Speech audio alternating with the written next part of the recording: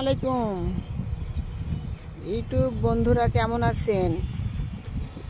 দেখেন আমার ডালিয়া গাছে ডালিয়ার ফুল ধরেছে।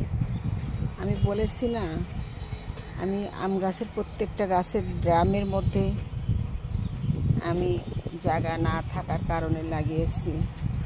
দেখেন কত সুন্দর গাছ হয়েছে, কত বড় ডালিয়া গাছ হয়েছে। এবং ডালিয়া এই প্রথম একটি ফুটেছে, আর একটি ফুল এপাশে ফুটতে যাচ্ছে, পুরোটা ফুটেনি, এক পাশ দিয়ে ফুটেছে আর এক পাশে এখনো বাকি আছে।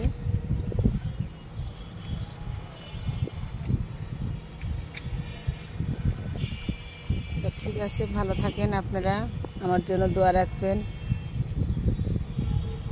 রমজান মাসে রমজান আল মোবারক। আল্লাহ হাফেজ, আসসালামু আলাইকুম।